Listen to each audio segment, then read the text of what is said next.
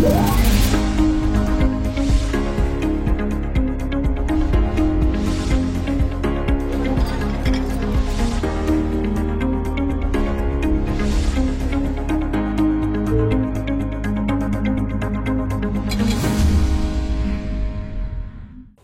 sehat Indonesia, berjumpa lagi di program kesayangan kita yaitu Hidup Sehat bersama Dr. Ekles. Ingat, kesehatan itu sangat penting, jadi wajib saksikan episode ini sampai selesai untuk mendapatkan informasi kesehatan yang bermanfaat dan tentu saja terpercaya untuk Anda. Nah, pemirsa, tahu nggak? Di tahun 2022, penyakit kanker payudara memegang angka kematian tertinggi pada wanita di Indonesia. Ini memang sangat mematikan dan cukup ditakuti. Nah, pada bulan ini, bulan Oktober ini merupakan bulan kesadaran akan kanker payudara. Dr. Ekles ingin mengajak pemirsa untuk membahas penyakit ini sekaligus cara penanganannya.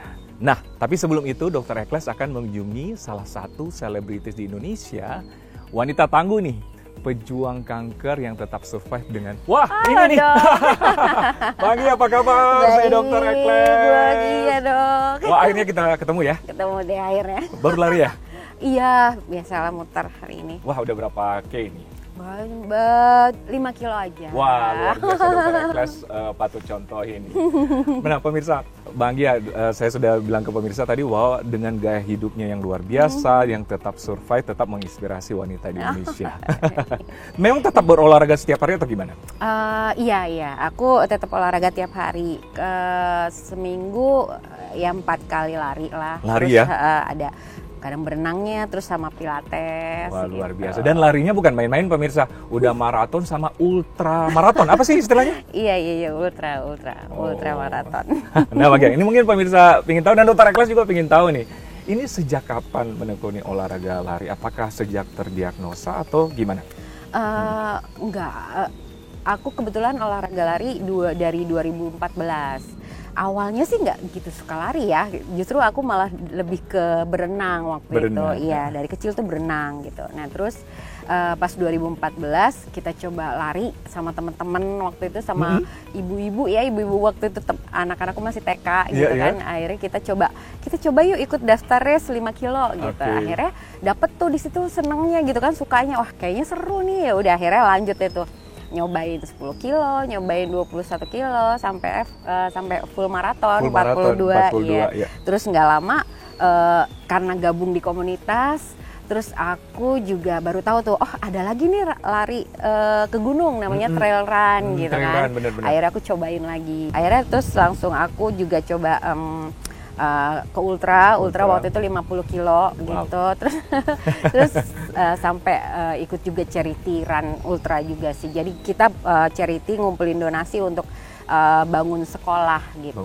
Iya. Dan aku terdiagnosa tahun 2022. 2022 ya. Tapi tidak menghalangi ya, malah lebih giat berarti ya? Iya. Dok, ini kayaknya panas banget ya. Agak terik ya? Kita ngomong di dalam aja kan ya, Dok ya? Kita ganggu ya? Nggak apa-apa. Oke, pemirsa tetap saksikan Hidup Sehat. Pemirsa, kembali lagi di Hidup Sehat bersama Dr. Ekles. Nah, kali ini sudah ada di dalam rumah nih, Mbak Anggi. Kita ganggu dikit nih. Kita lagi tunggu Mbak Anggi nih, yang lagi siap-siap. Hai dok. Oh, ini nih. Lumayan kan nggak panas? Nggak panas kitanya. Nggak panas ya? Nggak apa-apa ya, kita gangguin dikit nih. Jadi memang setiap hari berolahraga dan memang ya semangat ya harus ya? Harus mindset ya? Mindset, justru karena mungkin udah keseringan olahraga, jadi kadang kalau nggak olahraga sehari tuh kayak kepikiran banget gitu. Bener, kayak ada rasa yang kurang. Iya, bener. Jadi ya udah langsung harus olahraga. Nah, waktu kemarin terdiagnosa kan kapan ya? Iya, aku terdiagnosa tuh tahun 2022. 2022. Pas di penghujung selesai COVID ya. Oh, ya kan okay, gitu. Waktu itu gejala awalnya seperti apa? Ya. Sebenarnya sih aku nggak ada rasa apa-apa ya sama sekali, nggak ada tanda-tanda pun apapun juga nggak ada. Semuanya baik-baik aja gitu. Cuman waktu itu nggak tersengaja kepegang sama aku gitu. Ada benjolan di payudara sebelah kanan gitu. Ini apa ya gitu kan? Dan waktu itu aku sama sekali nggak aware ya. Mungkin nggak tahu juga kanker payudara itu apa, seperti apa ya kan, segala macam pengetahuan aku tentang kanker payudara itu sama sekali nggak tahu gitu. Dan waktu itu sih memang kalau dari keturunan sih, kalau dari kedua orang tua sih, orang tua kan waktu itu udah meninggal ya, memang nggak ada. Tapi katanya sih tante ada juga. Ada waktu itu udah kakaknya mama gitu. Nah waktu itu nggak sengaja terpegang sama aku, terus aku tuh bilang sama suami kan, ini apa ya kok ada benjolan gitu. Ya udah sampai akhirnya ya udah kita langsung periksa aja gitu. Dan itu juga sampai aku tuh bingung ya mau periksanya ke dokter apa gitu, sampai nggak tahu sama sekali gitu. Sampai akhirnya udah aku ke dokter bedah, dan di situ aku USG, mamografi gitu ya. Dan di situ hasilnya sih hanya tumor jinak ya, hasilnya dari ciri-cirinya gitu.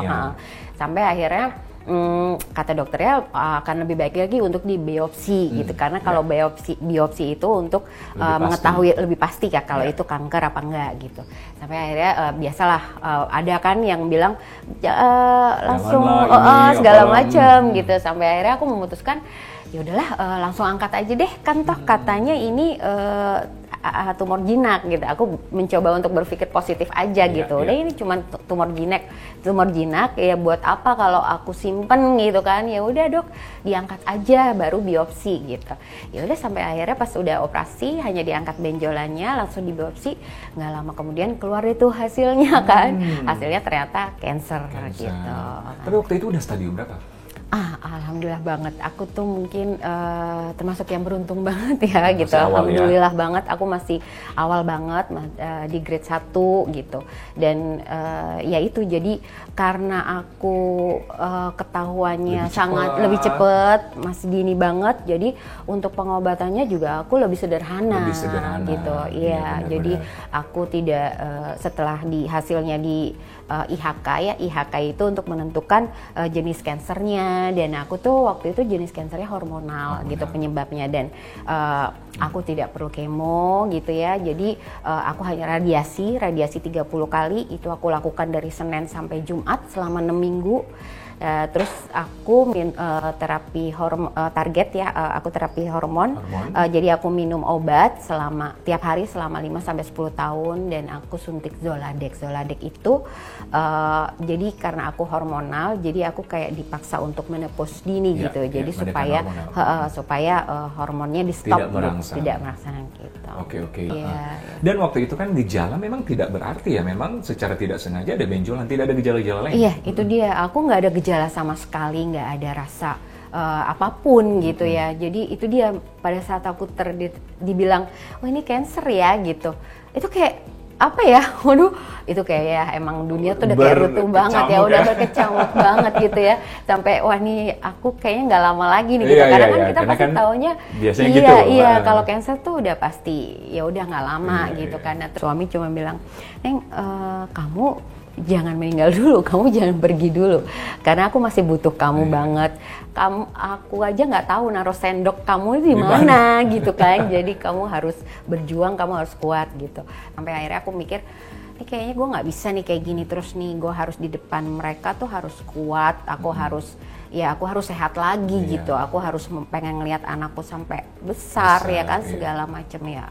Itu yang mendorong, akhirnya cari pengetahuan, cari pengobatan. Ini penting banget juga pemirsa di rumah. Jadi mindset itu sangat penting. Iya, itu sangat penting. Yang terbesar ya selain keluarga, diri kita sendiri kita dok sendiri. ya. Jadi perubahan mindset itu sangat penting. Iya, karena kalau misalkan kita lagi pengobatan down, kalau nggak dari kitanya sendiri yang gue harus berjuang, gue harus sehat nih, itu agak susah. Benar. Jadi mindset dari kita yang harus berubah juga untuk menentukan pengobatan yang baik.